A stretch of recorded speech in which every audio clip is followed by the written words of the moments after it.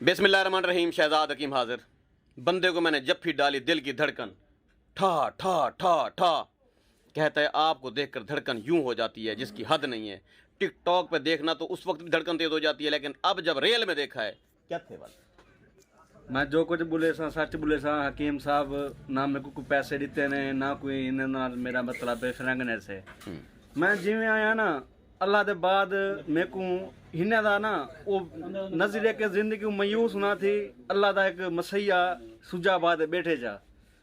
TikTok ते दे रह गए से टिकटॉक तो अलावा जिरा ही को ना को डिठम ना दिल अपने वस होंदे क्या कहीं होंदा रहंदा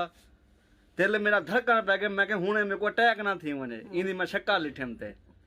ते मैं हिन को मेरे को लोग तरह तरह की गाली किते ने के हकीम शहजाद लुटेंदा पे जिस टाइम मैं पहले आया 2 दफा इन को गाल भुली करियो से मैं दवाई खणी गया दवाई असर नहीं की। मैं जिवें आया ना मेरे को हकीम साहब ने बी गाल नहीं की ला इलाहा इल्लल्लाह मोहम्मद रसूलुल्लाह मेरे को पैसे वापस देते। मैं तू समझम के इंदा बिजनेस था इंदा है ही कहना इंदा बिजनेस था अल्लाह ताला नाले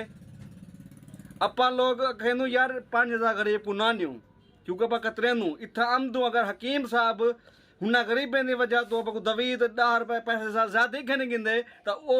मेरा ख्याल है कि वो गरीबें को वेन अपा कतरेने उस हकीम साहब सीधा गरीबें नाल थया करे। लिहाजा मैं तो आपको एक पैगाम दे सा हकीम साहब जरा ही इलाज करें ना नियत ना करें बाकी शफा देने वाली जात अल्लाह पाक दी है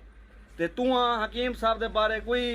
गलत कमेंट करे ना किदा करो घबराया ना करो कि इतने सारे पैसे क्यों गिंदा पे यार मौत हम जे कहनी जिंदगी बच वने ते पैसे तो पैसा अज एक कल नहीं खाली हाथ ऐसे खाली हाथ वंजना है। लाला कित्थों आए? मैं आया खानपुर तो रहीम यार खानपुर रहीम यार खान जी आज एडा सारा पंथ कर एडा सारा पंद कर एडी मोहब्बत है तेको एडी मेरे मोहब्बत है। मैं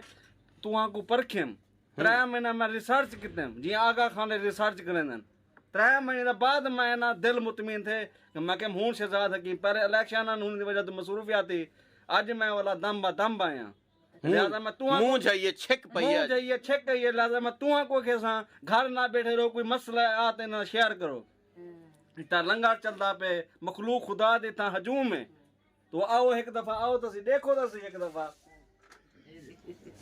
मखलूक खुदा दी बाहर बैठी है जी इमें कोई कहने का नहीं हमदा ना सैटेलाइट टाउन बहावलपुरा ले तो आपको मेरी कदर दा क्या पता चाचे मखन ते को क्या पता तुसा मेरे को सारी रात बिल्हाए फुटपाथ दे मैं हुणे आनिया